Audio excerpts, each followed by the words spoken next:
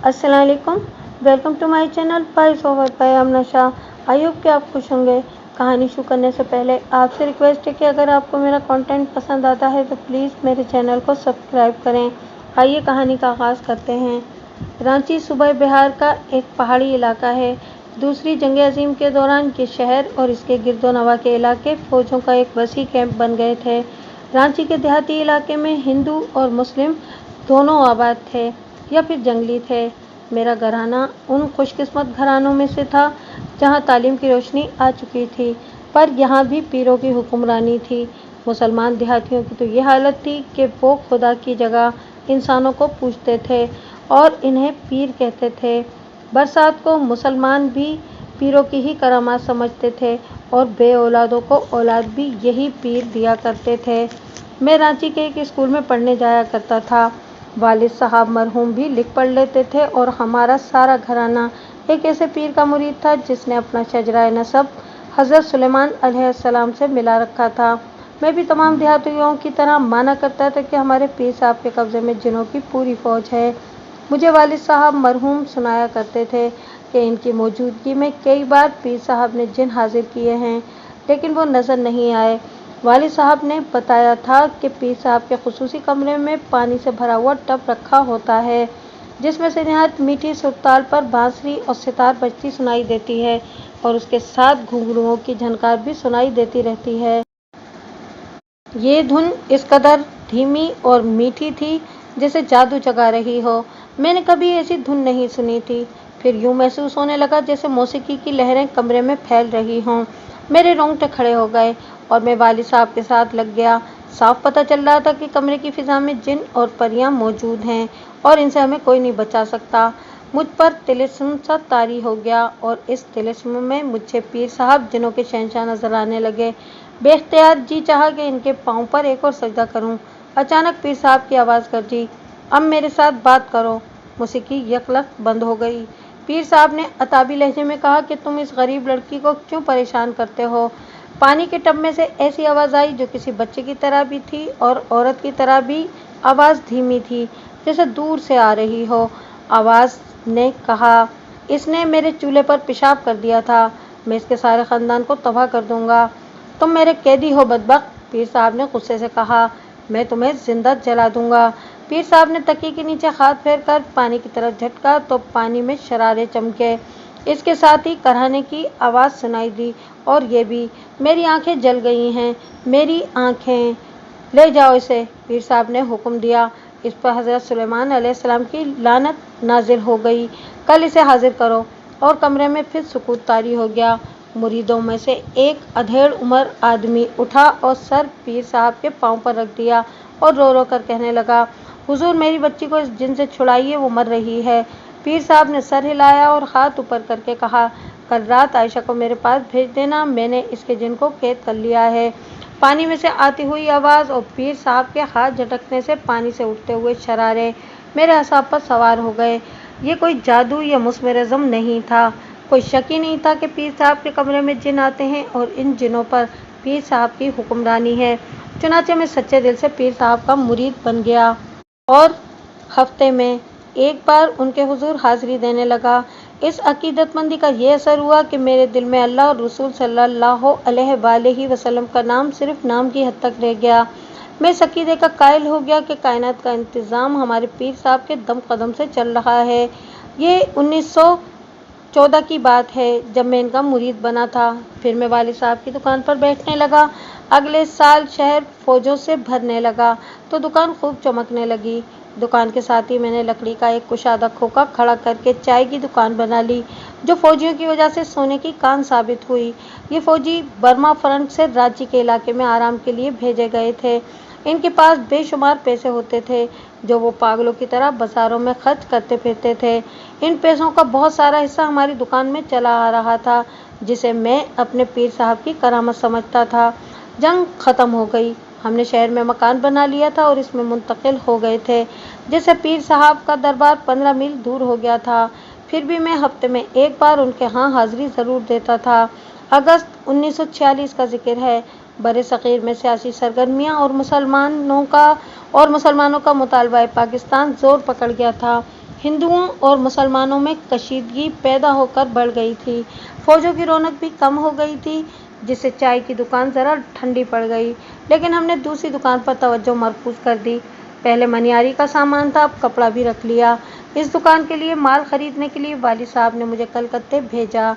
रांची से छोटी रेलगाड़ी चला करती थी, जो दिन भर के पहाड़ी सफ़र के बाद आसनसोल के रेलवे स्टेशन पर पहुंचा देती थी। वहां से बड़ी रेलगाड़ी मिलती थी। कलकत्ते जाने वाली गाड़ी शाम के बाद चलती थी। मैं आसनसोल पहुंचा।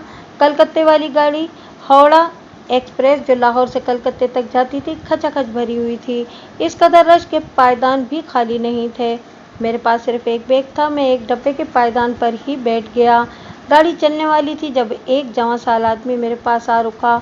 उसके पास कोई सामान नहीं था। मुझे कहने लगा कि किसी पायदान पर भी जगह नहीं मिली, ज़रा परे हो जाएं तो मैं आप ही के पास बैठ जाऊंगा। मैं सरक गया और वो भी मेरे साथ लगकर पायदान पर बैठ गया। डब्बे का दरवाज़ा खुला था, जो सवारियों के सामान के ढेर की वजह से बंद नहीं हो सकता था। हम दोनों ने गाड़ी के डंडे पकड़ रखे थे। पीठें दरवाजे की तरफ करके हम पायदान पर बैठे थे। गाड़ी चल पड़ी। हावड़ा एक्सप्रेस बहुत तेज़ गाड़ी थी।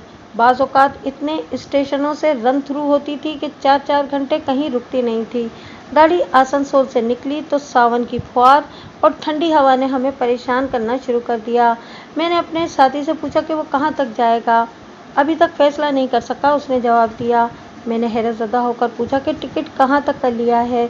मुझे जिस मंजिल तक जाना है उसके लिए टिकट की ज़रूरत नहीं है, उसने जवाब दिया।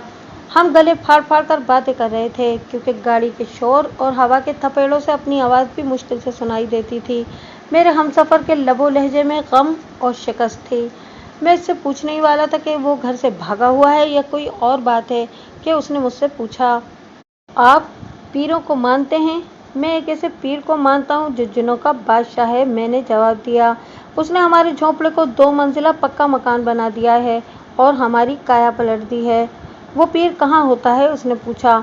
रांची के एक गांव में। कौन सा गांव? हटिया, मैंने जवाब दिया। हटिया वाले पीर? ओह! उसके मुंह से घबराई हुई आवाज़ निकली और उसका सर झुक गया। ज़रा देर बाद उसने सर उठाया और पूछा, क्या आपको यकीन है कि उसके कब्ज़े में जिन है? मैंने उसे यकीन दिलाया तो उसने कहा, मैं मुसलमान हूँ और आप ही के इलाके का रहने वाला हूँ। मैं आपके पीर साहब को जानता हूँ। मैं उनका मुरीद नहीं हूँ, मगर इन्हीं के हाथों घर से भाग आया हूँ।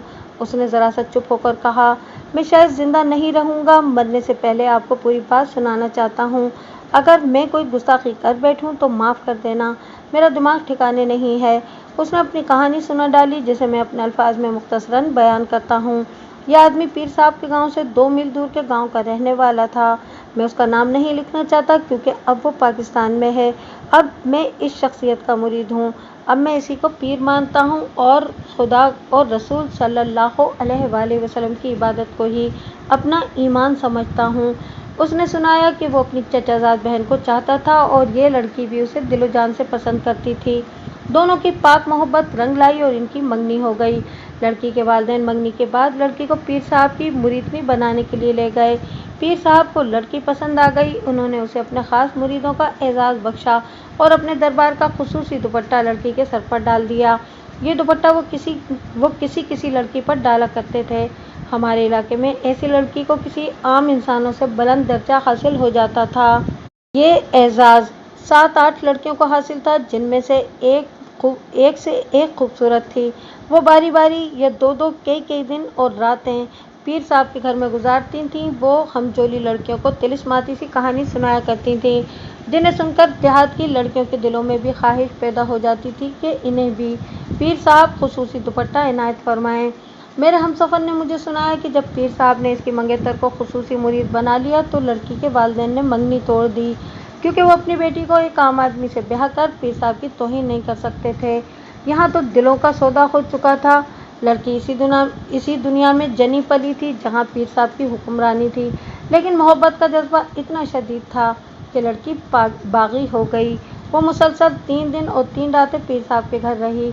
जब आई तो उसने मंगेतर से चोरी छुपे मुलाकात करके बताया कि पीर साहब इसे अपनी बेनिकाही दुल्हन बना चुके हैं। लड़की ने बताया कि पीर साहब ने इसे एक निहायत खूबसूरत कमरे में रखा, जहाँ रात के वक्त बांसुरी और सितार के धीमे धीमे नगमे सुनाई देते थे और हल्के हल्के घुंघरू बजते थे। इसे दूध पिलाया जाता था। 10-15 मिनट बाद इसके कानों में नहायत सुरीली आवाज़ गूंजने लगती थी, तुम परी हो और तुम्हारे साथ परियां खेलने आई हैं। देखो तितलियां कितनी खूबसूरत हैं। और ये मुतरन्नम सरगोशियाँ सुनते सुनते उसे अपने इर्द गिर्द नहायत हसीन लड़कियां हंसती खेलती नजर आने लगती थीं। फूल भी नजर आते थे जो फिजा में तैरते थे, और जब सुबह के वक्त उसकी आंख खुलती थी तो उसके सर में शदीद गिरानी और थकावट होती थी। ये बात हैरान कुन है कि एक पसमानदा इलाके की सीधी सादी लड़की के दिल में ये एहसास पैदा हो गया था कि इसे ऐसा फरेब दिया जा रहा है कि इसकी इज्जत और आबरू खत्म हो चुकी है और अब उसकी सारी जिंदगी पीर साहब के खुसूसी कमरे की भेंट चढ़ गई है। मेरा हमसफर भी पीर साहब का मुरीद बनने वाला था, क्योंकि मेरी तरह उसने भी उनके कमरे में जिनों की मौसीकी सुनी और पानी पर शरारे चमकते देखे थे। उसने पानी में उभरती हुई जिनों की आवाज़ भी सुनी थी। जब उसकी मंगेतर ने उसे 3 रातों की आपबीती सुनाई तो मेरे हमसफर का अकीदा भटक गया। उसे पीर रकीब की शक्ल में नजर आने लगा, मगर उसमें इतनी जुर्रत नहीं थी कि किसी से कह सकता कि पीर ने उसकी मंगेतर को बेनिकाही बीवी बना लिया है। मंगेतर इसे चोरी छुपे मिलती रही और रो रो कर उसे कहती रही कि वो हिम्मत करे, उसे साथ लेकर कहीं भाग चले। पीर साहब इस पर ज़रूरत से ज़्यादा मेहरबान हो गए थे। तीसरे चौथे रोज़ उसे बुला लेते थे और हर बार 3 दिन 3 रातें इसे अपने पास रखते थे। लड़की बेहद कमज़ोर होती चली जा रही थी और पीर साहब उसके वालिदैन पर रुपयों का मेह बरसा रहे थे। एक रोज़ गांव वालों ने लड़की को अपने मंगेतर के साथ खेतों में छुपकर बैठे देख लिया। लोगों ने लड़की को तो कुछ न कहा क्योंकि वो पीर साहब की मिल्कियत थी, अलबत्ता इस आदमी को पीट पीट कर बेहोश कर दिया। जब पीर साहब को इल्म हुआ तो उन्होंने इस आदमी को अपने दरबार में बुलाकर हुक्म दिया कि इसके सर पर 100 जूते मारे जाएं। 2 आदमियों ने उसे पकड़ लिया और 2 आदमी उसके सर पर जूते मारने लगे। वो बेहोश हो गया। होश में आया तो वो अपने घर में पड़ा था। उसके सीने में आग लगी हुई थी जिसमें वो खुद ही जल रहा था, मगर पीर के खिलाफ ज़बान पर एक लफ्ज़ नहीं ला सकता था। इतनी पिटाई के बावजूद लड़की उसे दोबारा मिली और उसे उकसाने लगी कि चलो कहीं भाग चलें, लेकिन इस आदमी को हिम्मत न पड़ी। वो वाकई डरता था, जैसा कि उसने मुझसे जिक्र किया। मैं पीर के जिनों से बहुत डरता था, इसलिए लड़की से मिलने से भी घबराता था, लेकिन लड़की मुझे मिल ही लेती थी। आखिर यह आदमी लड़की से भाग उठा, रांची से गाड़ी में बैठा और आसनसोल से हावड़ा एक्सप्रेस में बैठ गया। मैं चूँकि पीर साहब का मुरीद था, इसलिए इनके खिलाफ कोई बात नहीं सुन सकता था। मैंने उसे बताया कि बेहतर यही है कि वो कलकत्ते जाकर मेहनत मजदूरी कर ले, अब वापस गाँव न जाए। आप पीर साहब के मुरीद हैं, उसने मुझसे इल्तिजा की। आप उन्हें कहें कि आपके यहाँ लड़कियों की कोई कमी नहीं, मेरी मंगेतर मुझे बख्श दें। मैंने उसे बताया कि मैं ऐसी जुर्रत नहीं कर सकता, मुझे भी पीर साहब के जिनों से डर आता है। उसका सर झुक गया। गाड़ी बहुत तेज़ भागी जा रही थी। हम पायदान पर बैठे यख हवा के थपेड़े सह रहे थे। दिमाग सुन्न हो रहा था। डब्बे में मुसाफिर ऊँघ या सो रहे थे। अचानक गाड़ी की गिड़गिड़ाहट बहुत बुलंद हो गई। देखा कि गाड़ी किसी दरिया के पुल से गुजर रही थी। चांदनी रात में साफ दिखाई दे रहा था कि दरिया में तुग़यानी आई हुई है। पुल का जंगला भी नहीं था। हम चूँकि गाड़ी से बाहर पायदान पर बैठे थे, इसलिए पुल और पहियों का शोर बहुत ही बुलंद और हौलनाक था। गाड़ी जब पुल के वस्त में पहुंची तो मेरे साथी की आवाज़ सुनाई दी, अच्छा दोस्त, खुदा हाफिज़, और उसने दरिया में छलांग लगा दी। फ़ज़ा नमनाक होने की वजह से चांदनी बहुत ही शफ़ाफ थी। मैंने उसे गठरी की तरह दरिया में जाते देखा, फिर उसे पानी में गिरते हुए देखा और गाड़ी पुल अबूर करके मोड़ काटने लगी। मेरा दिल बैठने लगा। सावन की तुग़यानी में दरिया में कूदकर जिंदा रहना मुमकिन ही न था। मैंने 2 बातें सोचीं और दिल को इत्मीनान हो गया। एक ये कि इस आदमी ने ज़हनी अज़ियत से निजात हासिल कर ली थी और दूसरे ये कि उसे पीर साहब की तौहीन की सज़ा मिली है। मैं इस अक़ीदे का कायल था कि पीर साहब जिस लड़की के सर पर दुपट्टा डाल दें, उसे कोई मर्द बुरी नज़र से या ऐसी नज़र से नहीं देख सकता कि उसके साथ शादी करे। मैंने तो ये भी मान लिया था कि पीर साहब के किसी जिन ने इस आदमी को दरिया में फेंका है। मैं दिल पर अजीब सा बोझ और तासुरात लिए कलकत्ता पहुंचा, अपना काम किया और दूसरे रोज़ वापसी के लिए गाड़ी पर सवार हो गया।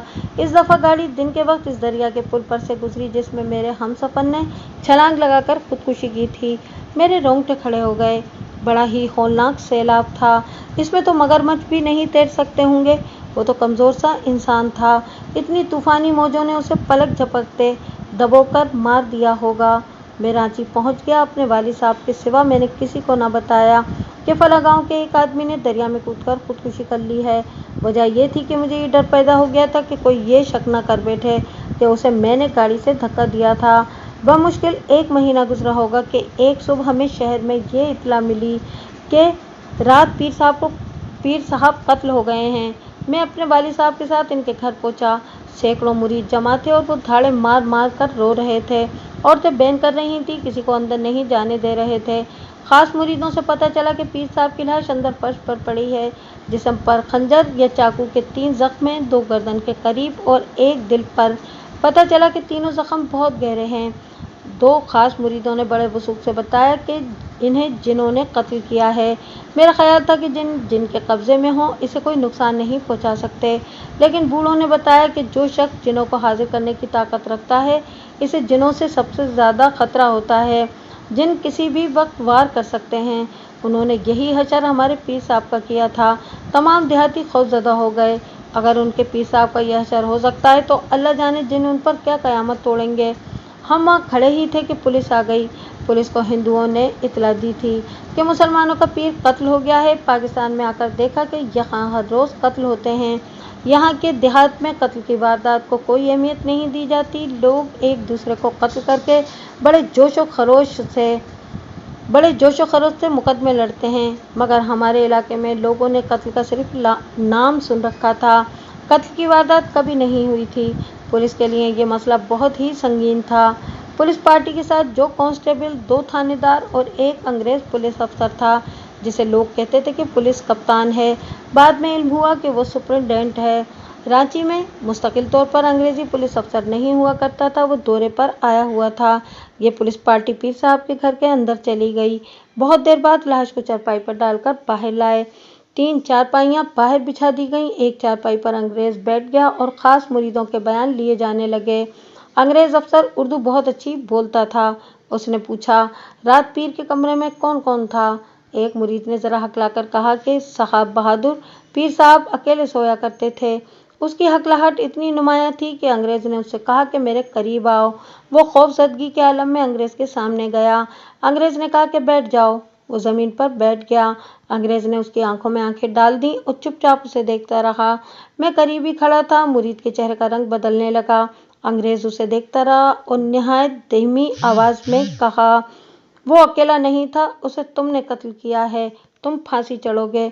मुरीद थरथर कांपने लगा। उसने हाथ जोड़ दिए और ज़ारो कतार रोते हुए कहने लगा, साहब बहादुर, मैं पीर साहब के कमरे में नहीं था, मैं दूसरे कमरे में सो रहा था।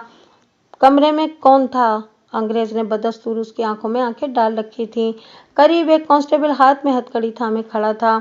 अंग्रेज ने कांस्टेबल की तरफ देखे बगैर उसकी तरफ हाथ बढ़ाया और उसके हाथ से हथकड़ी लेकर मुरीद के मुंह के करीब करके पटपटाई। जंजीरों की झनकार से मुरीद जो पांव के बल बैठा था पीछे जा पड़ा। एक कांस्टेबल ने झुककर उसकी गिरबान को पकड़ा और जोर से झटका देकर बिठा दिया। अंग्रेज ने हथकड़ी उसके कंधे पर रख दी। मुरीद इस तरह घबरा गया जैसे उसके कंधे पर सांप रख दिया गया हो। साहब, उसने हाथ जोड़कर और सख्त डरी हुई आवाज में कहा। साहब, 2 लड़कियां थीं जो बारी बारी पीर साहब के कमरे में गई थीं। एक सिर्फ 1 घंटा और बाकी तमाम वक्त। दूसरी लड़की इनके कमरे में ही सोती थी। सुबह देखा तो ये लड़की गायब थी और पीर साहब की लाश फर्श पर पड़ी थी। उसने लड़कियों के नाम और उनके बापों के नाम और गांव भी बता दिए। मैं इनके नाम नहीं लिख सकता क्योंकि तमाम किरदार जिंदा हैं, जिनमें बाज़ अभी तक रांची में रहते हैं और बाज़े पाकिस्तान में आबाद हैं। 2 लड़कियों के बाप तमाशाइयों के हुजूम में मौजूद थे। इनमें से दूसरी लड़की का बाप हुजूम से खिसक कर भाग निकला। ये वही लड़की थी जिसके मंगेतर ने मेरे सामने दरिया में छलांग लगाकर खुदकुशी की थी। इसकी खुदकुशी का बायस यही लड़की और यही पीर था। मैं सोचने लगा कि क्या ये मुमकिन है कि इस लड़की ने पीर साहब को कत्ल कर दिया हो? नहीं, हमारे इलाके का कोई मर्द भी ऐसी जुर्रत नहीं कर सकता था। और कहाँ एक कमज़ोर सी नौजवान लड़की किसी मर्द का खून कर दे। जब पुलिस ने देखा कि इस लड़की का बाप हुजूम से निकलकर अंधाधुंध दौड़ पड़ा है तो एक कांस्टेबल ने दौड़कर उसे पकड़ लिया। उसके भाग उठने से हम समझ गए कि कत्ल में उसका हाथ ज़रूर है। कमबख्त को भागना नहीं चाहिए था। इसे भी पहले मुरीद के पहलू में अंग्रेज़ अफसर के सामने बिठा दिया गया। इसकी आंखें ठहरी हुई थी, जिस्म कांप रहा था। अंग्रेज़ के सही अल्फाज मुझे अभी तक याद हैं। उसने इतना ही कहा, हम तुमसे कोई बात नहीं पूछेंगे, सारा बात तुम खुद बोल दो। अंग्रेज़ अफसर ने मुरीद के कंधे से लटकती हुई हथकड़ी की जंजीर का एक सिरा लड़की के बाप के गले में डाल दिया। बाप इस तरह बिदक कर पहलू के बल गिर पड़ा जैसे हथकड़ी ने उसे डंक मार दिया हो। कहने लगा, हुजूर साहब बहादुर जनाब। उसने घुटनों के बल होकर अंग्रेज़ अफसर के पांव पकड़ लिए और हड़बड़ाकर बोला, ये हटा लें हुजूर जनाब, हम सारी बात बता देंगे। अंग्रेज़ ने हथकड़ी की जंजीर परे कर दी और कहा, बोलो। ठीक है, बोलो। जनाब आली साहब बहादुर साहब, बाप हौकलाकर कहने लगा, रात को मेरी बेटी पीर साहब के घर थी और जब मैं खुद उसके साथ आया था, पीर साहब ने मुझे 20 रुपए दिए थे और कहा था कि सुबह को आ जाना। सुबह में आया तो पीर साहब की लाश देखी। अपनी बेटी के मुतालिक पूछा तो इन लोगों ने, खास मुरीदों ने बताया कि तेरी बेटी जो है वो कहीं चली गई है। हुजूर साहब बहादुर, मेरी बेटी घर नहीं गई, ना ही मुझे यहाँ मिली। मैं और कुछ नहीं जानता। हुजूर साहब आली जनाब। वो धाड़े मार मार कर रोने लगा। उसके रोने से साफ पता चलता था कि वो बेगुनाह है। अंग्रेज़ अफसर की भी शायद यही राय थी और वो उसे बेगुनाह समझता था, क्योंकि उसने उसे मुश्तबा अफराद में तो बिठा लिया था, लेकिन इससे कोई और बात ना पूछी। पीर साहब के साथ रात के वक्त 6 मुरीद रहा करते थे। एक अंग्रेज़ के सामने बैठा था और 5 2 कांस्टेबलों की हिरासत में खड़े थे। दूसरी लड़की के बाप को बुलाया गया। ये वो लड़की थी जिसके मुतालिक मुरीद ने कहा था कि वो इनके साथ 1 घंटा थी। बाप से लड़की के मुतालिक पूछा गया तो उसने कहा कि वो तो घर पे है। जो मुरीद अंग्रेज़ अफसर के सामने बैठा था, उसने अंग्रेज़ के सवालों का जवाब देते हुए बताया कि ये लड़की चली गई थी।